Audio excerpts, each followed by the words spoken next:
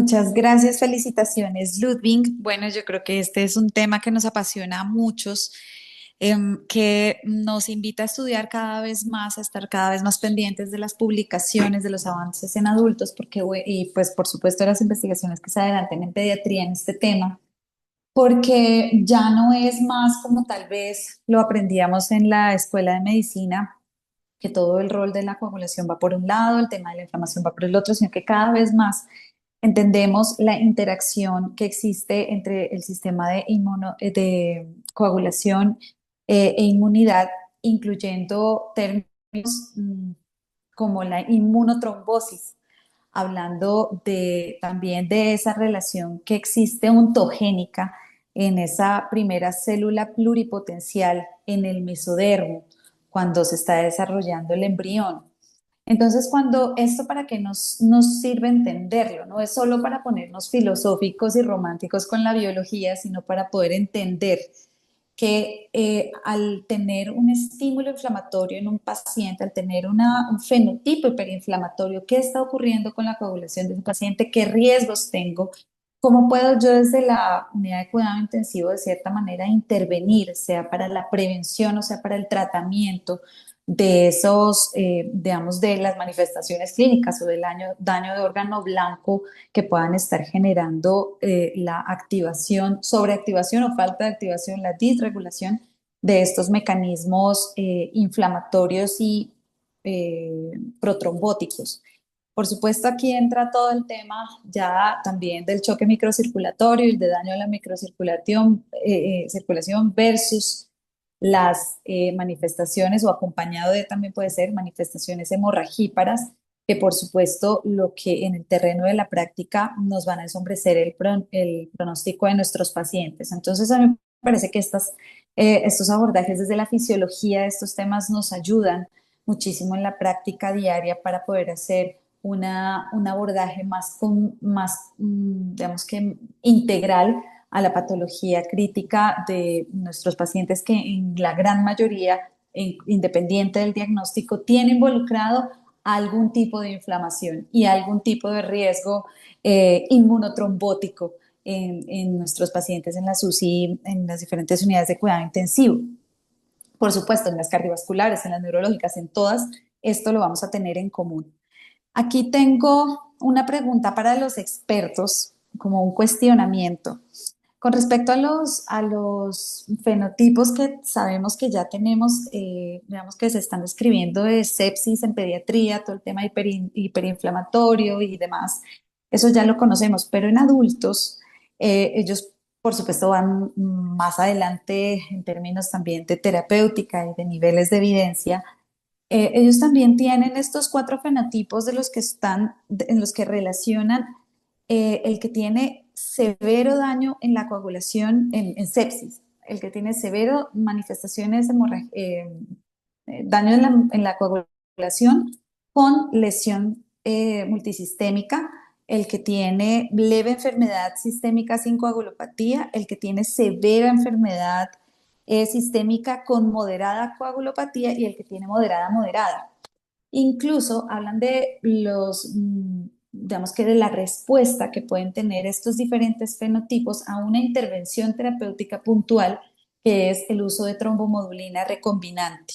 Entonces, quisiera saber la opinión de los expertos sobre qué consideran, qué opinan y, por supuesto, de los residentes, qué han revisado en términos de coagulopatía y función multiorgánica en sepsis, en pediatría y el uso de algunos agentes como la trombomodulina recombinante.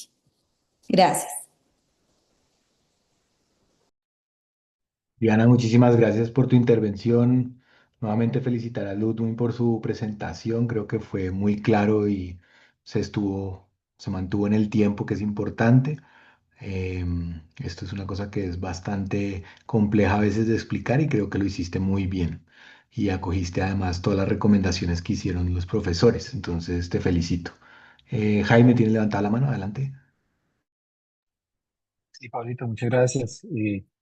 Buenas tardes para todos. Sí, Luz, resaltar muchísimo Florencia al tiempo. Creo que es algo en lo que estamos trabajando en las últimas reuniones y quiero resaltarlo, quiero felicitarte y bueno, muchas gracias por haber hecho los ajustes.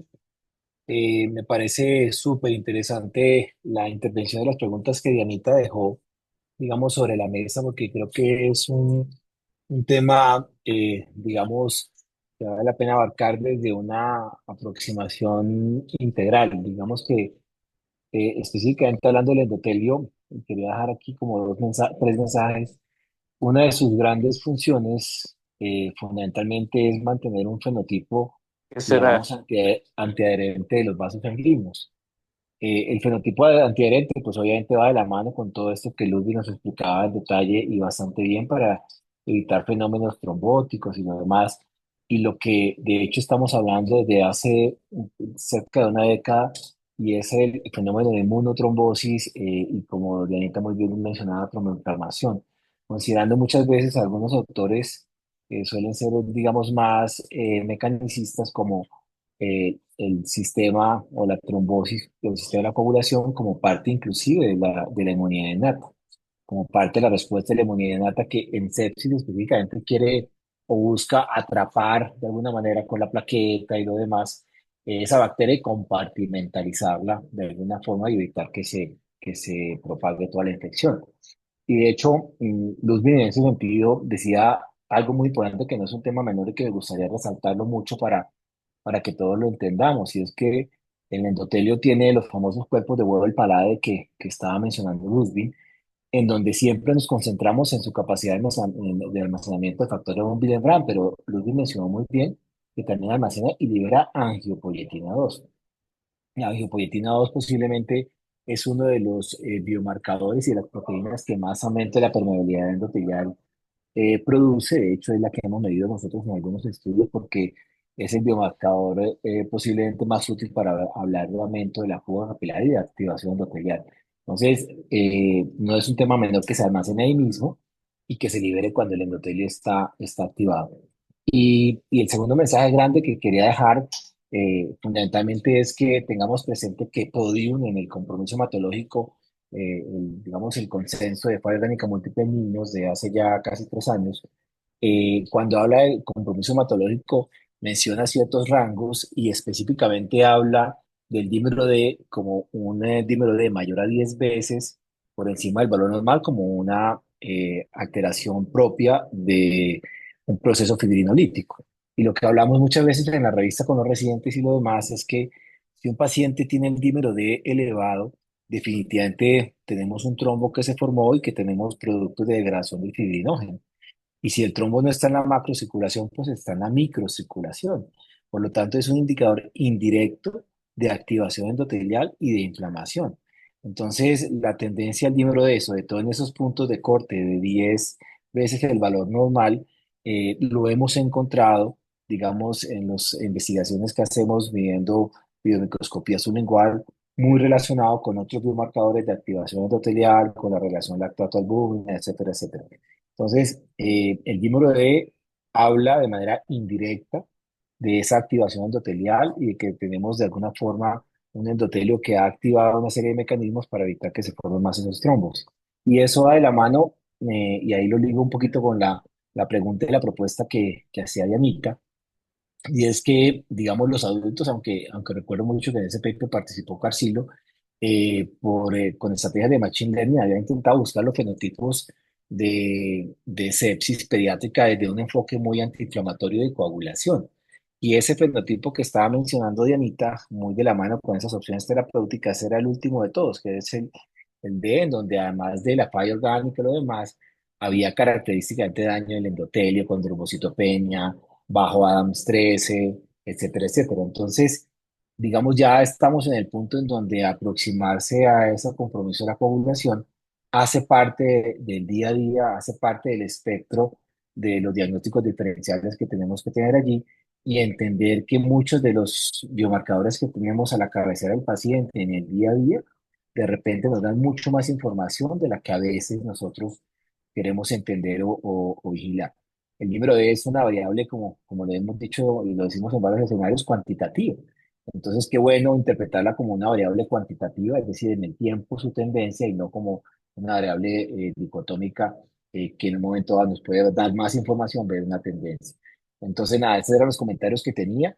Nuevamente felicitar a Ludwig, muchas gracias Pablito y muchas gracias Lenita por la intervención. Muy gracias. Muchas gracias, Jaime. No sé si alguno otro de los profes quisiera hacer alguna intervención adicional.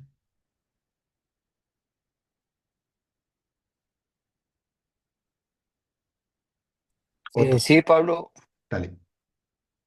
una, una reflexión. Bueno, creo que ya es suficiente lo que se ha reconocido la gran presentación de Ludwig. Me uno a esos comentarios. Simplemente para dejar sobre la mesa, pues que creo que hemos aprendido que el sistema de la coagulación, como pasa con otros sistemas en el organismo en situaciones críticas, logra mantener su funcionamiento con niveles muy por debajo de lo normal. Eh, En ese sentido ya nos hemos vuelto pues bastante tolerantes con los niveles de plaquetas en ciertas circunstancias, pero creo que hemos aprendido que los factores de coagulación también con porcentajes que a uno le parecerían muy bajos logran funcionar. Esa reflexión en el sentido de pensar muy bien cuando vamos a intervenir un número que de pronto puede generarle más daño al paciente. Era simplemente eso. Muchas gracias. Otto, muchísimas gracias. Creo que estoy muy de acuerdo con tu comentario.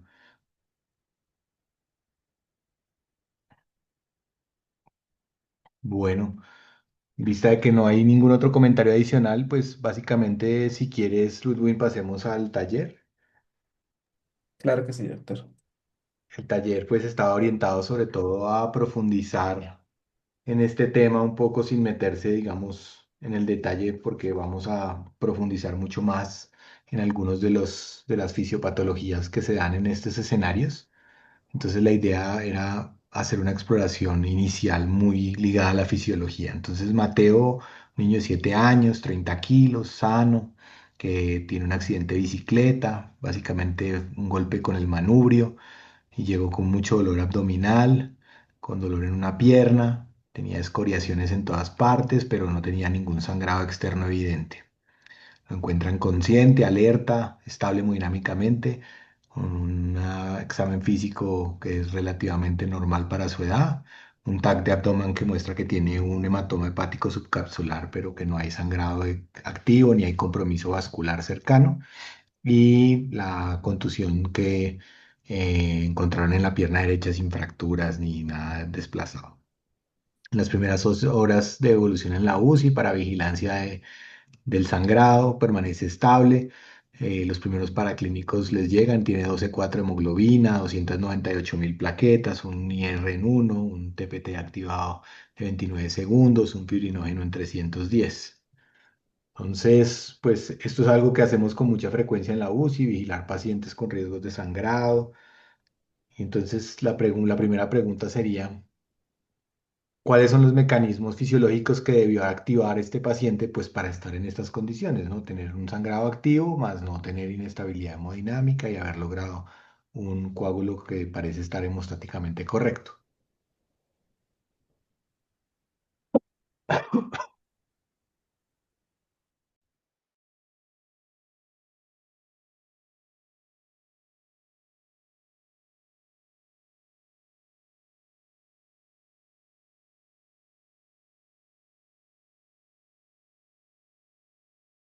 Adelante, Douglas.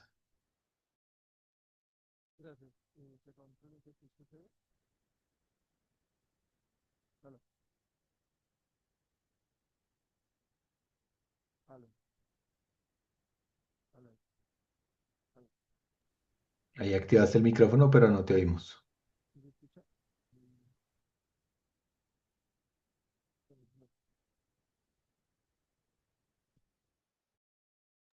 No, aló, aló. Ahí te estamos oyendo.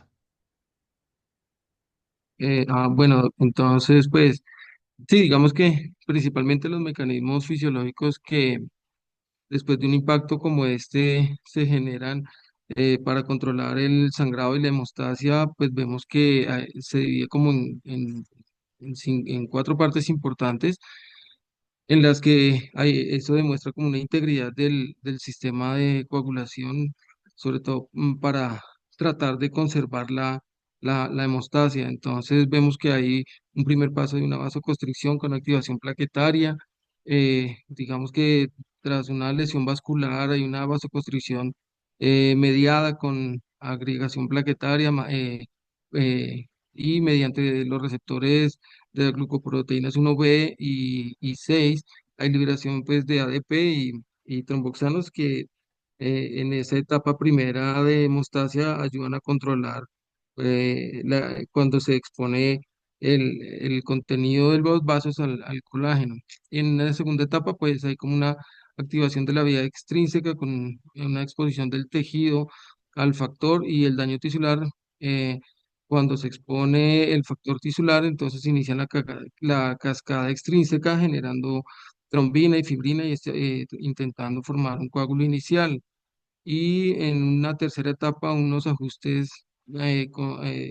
relacionados con la activación dependiente de la trombomodulina y la proteína C activada con una modulación de trombina y el mecanismo que pues ayuda a regular la formación del coágulo y finalmente, digamos, una fibrinálisis y control con liberación de plasminógeno que genera plasmina y degrada la fibrina que, digamos, trata de estabilizar finalmente el coágulo, ¿no? Es como lo principal para tratar, digamos, de contenerlo, por decir de alguna manera. Perfecto, Douglas. Un resumen bastante claro y conciso. Creo que de todas maneras Ludwig hizo un muy buen trabajo en su presentación y creo que este tema, digamos, era un poco en el fondo para que lo revisaran nuevamente, para que tengan claro todos los fenómenos y pues sobre todo la interacción que hay con todos los otros sistemas.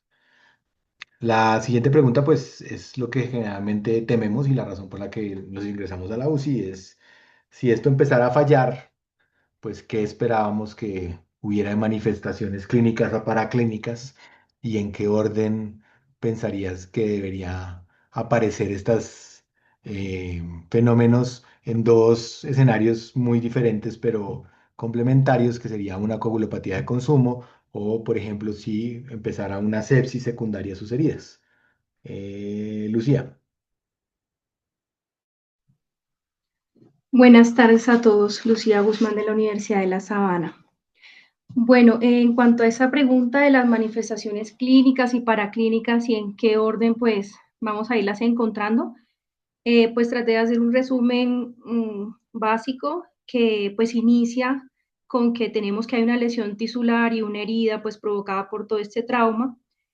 Obviamente aquí hay una contaminación y pues si esta contaminación avanza, pues vamos a tener una colonización y pues si eso no se contiene, vamos a tener entonces una infección y esta herida, pues lo que nos hace es tener una puerta de entrada para todos estos microorganismos patógenos. Esto activa unas señales que son señales mediadas por PAMS y por DAMS, que son básicamente patrones moleculares asociados a patógenos o en el caso de los DAMs asociados a daño celular.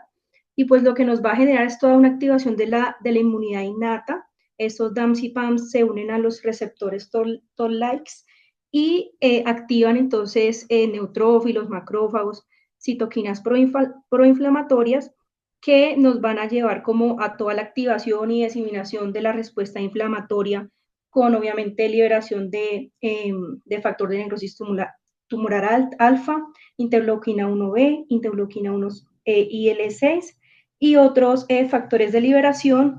Y eso lo que nos va a producir es un daño endotelial que pues nos produce en el endotelio con esa activación pues toda una fuga de extravasación de fluido, albúmina, leucocitos, etcétera.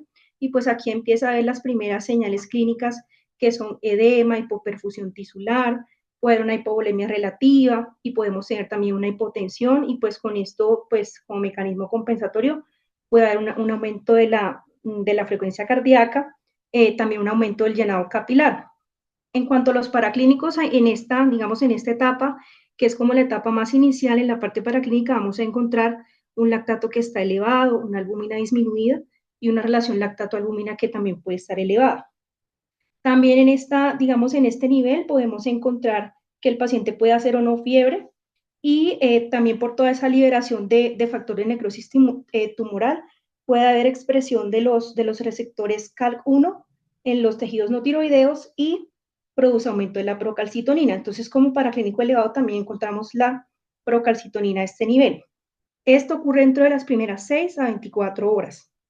Si ese, digamos, todo ese daño endotelial sigue y los mecanismos pues no se compensan en este momento, seguimos con toda una activación de la coagulación y digamos, hay una disminución o una disminución de la función de todos estos anticoagulantes naturales que tenemos, como la trombomodulina, la proteína C y la antitrombina.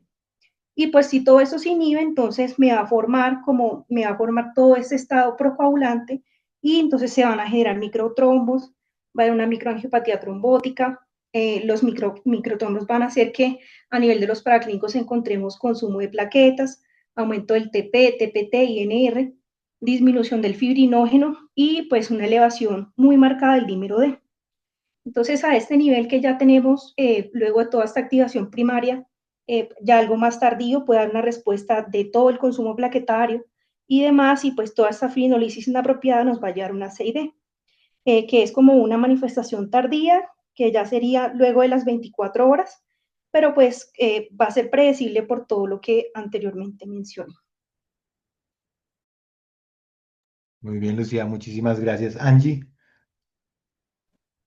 Sí, buenas tardes, han llamado de Universidad del Bosque. Complementando la respuesta de mi compañera, bueno, vamos a partir que Mateo pues tiene un trauma abdominal cerrado, lo cual nos debería alertar ante la posibilidad de enfrentarnos a una coagulopatía inducida por trauma, en donde pues si tenemos en cuenta que esta no solo se va a producir por el consumo o también se puede por el consumo o la dilución de los procoagulantes, sino también por la alteración de alguno de los mecanismos de control.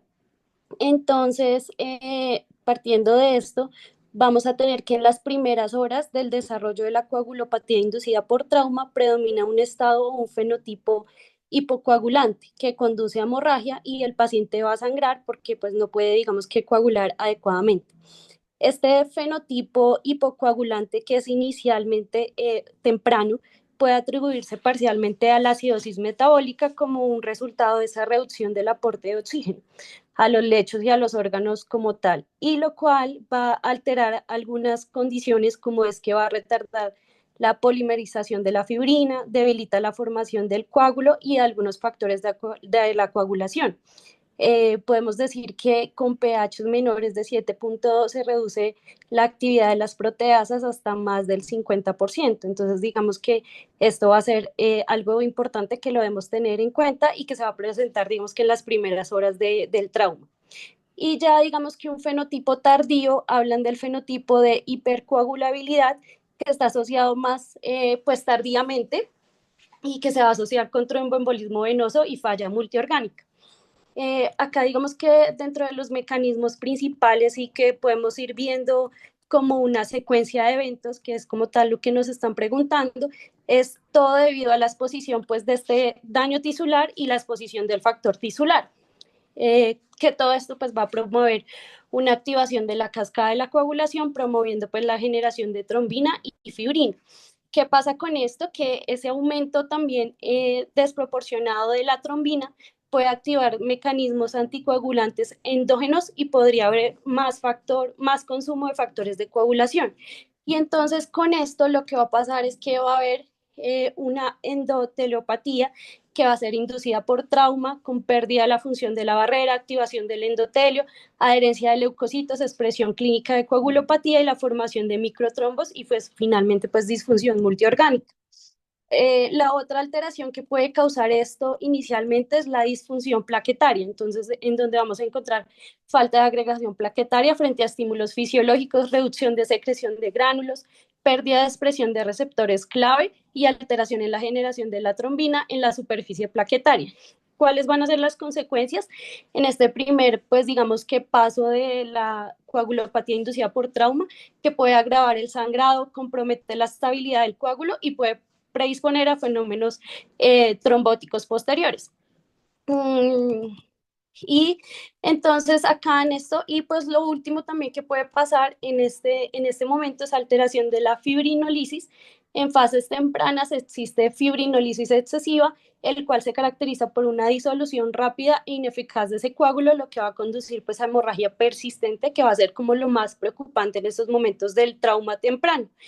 Y en condiciones de hipoperfusión o lesión endotelial hay una liberación masiva de ese plasminógeno por las células endoteliales. Entonces, esto puede pasar, digamos que a nivel temprano de ese fenotipo de hipocoagulabilidad inicial. Y el otro fenotipo, que es la hipercoagulabilidad, que es tardío, se debe también por el fenotipo de inhibición de fibrinolisis, que queda como bloqueado. Y en estos casos la plasmina no se genera adecuadamente, lo que lleva a una retención prolongada del coágulo, formación de trombos y disfunción microvascular. Este fenotipo se asocia con mayor riesgo de trombosis venosa profunda y tiene una prevalencia no despreciable, casi del 46%.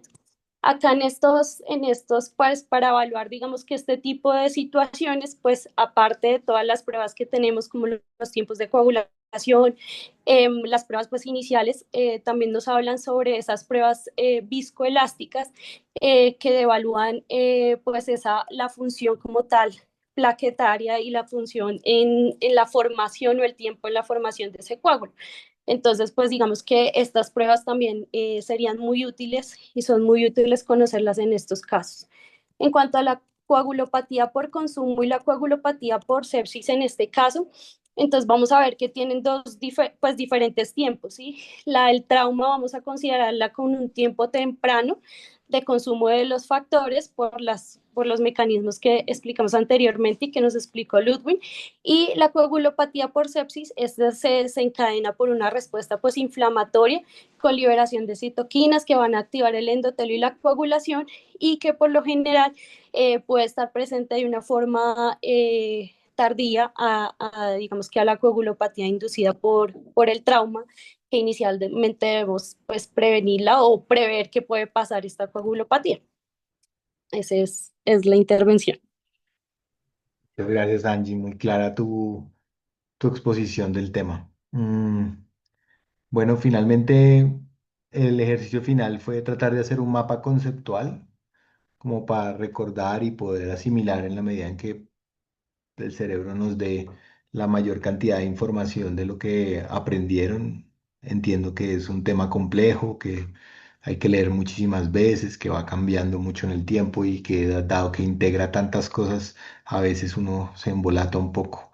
Entonces creo que hay que hacer un ejercicio muy concienzudo de aprenderlo por partes, de estudiarlo muchas veces y de practicarlo. Entonces, no sé si alguno me quiere mostrar, nos quiere mostrar cómo diseñó su mapa conceptual o cómo cree que se le va a quedar más fácil. María Camila. Ah, Buenas tardes, María Camila Sosa de la Universidad de La Sabana. Ya les comparto la pantalla. Ahí la ven, ¿sí? sí, Listo, entonces pues yo lo puse como con los diferentes componentes o los diferentes actores que íbamos a tener dentro del proceso hemostásico y cómo cada uno iba pues a contribuir a este y pues que finalmente terminaba siendo como un ciclo, aunque pues vamos a ver que muchas veces estas flechas pueden terminar siendo bidireccionales.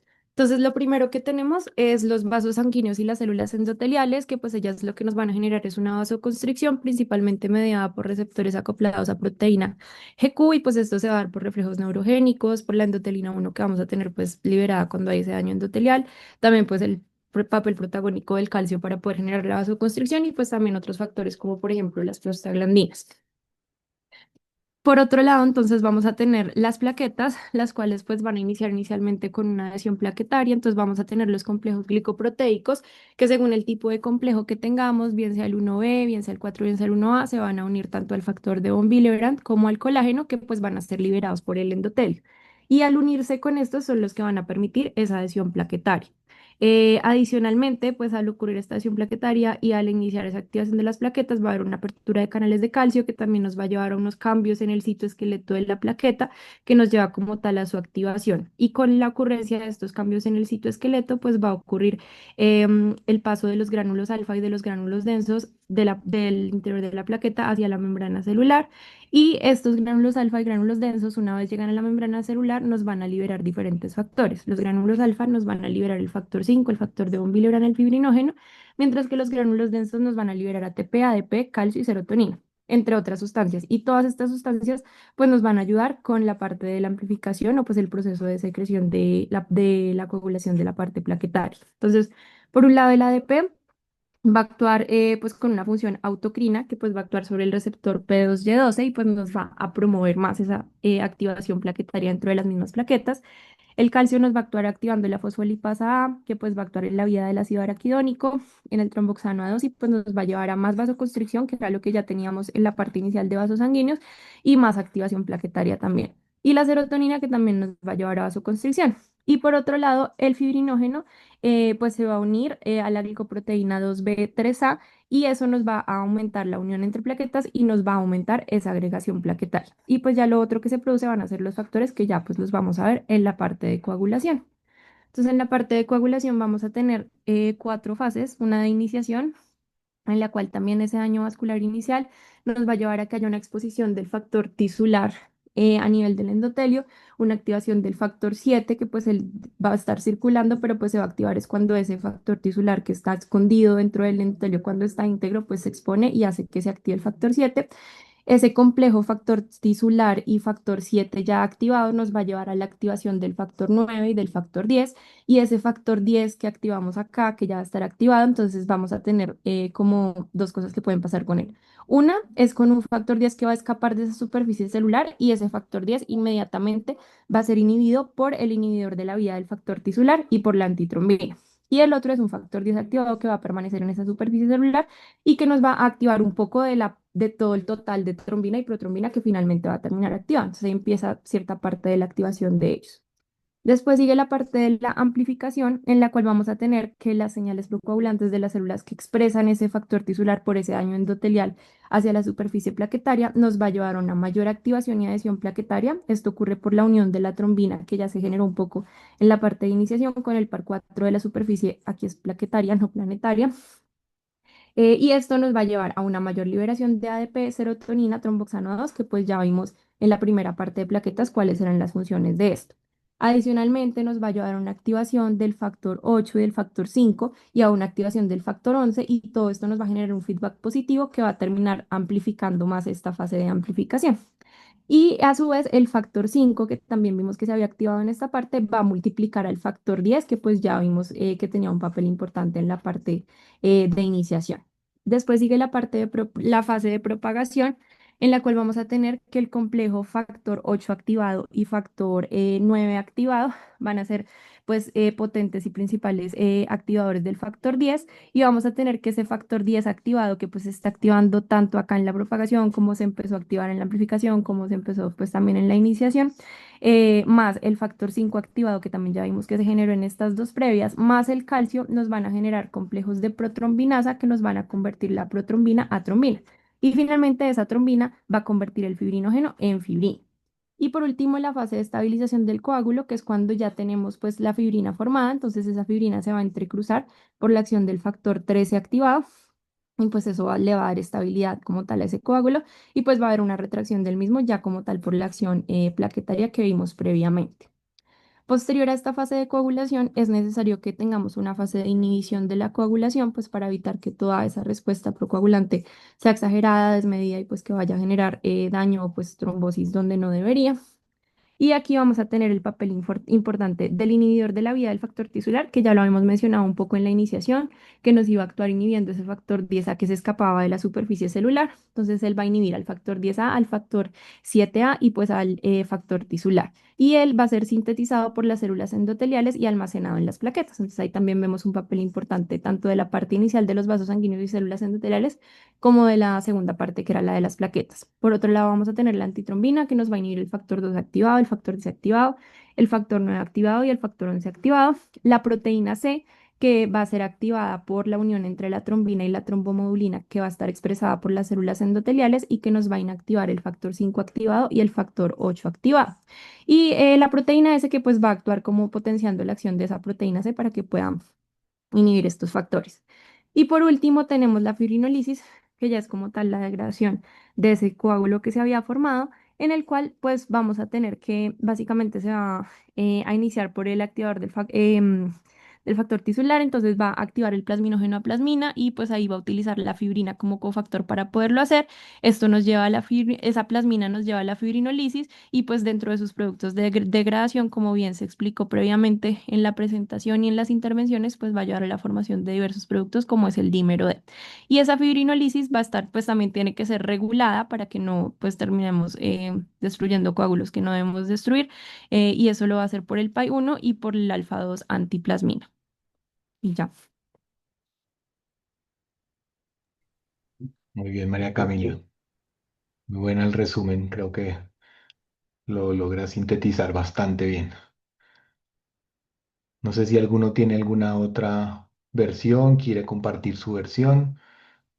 Creo que el tema es bastante claro. Es importante que lo profundicen bien porque de aquí parte de entender mucho lo que viene. La otra sesión vamos a empezar a hablar muy en detalle de las pruebas de laboratorio, que es como las bases de entender esta enfermedad o de cuando se altera este sistema. Creo que no hay más preguntas.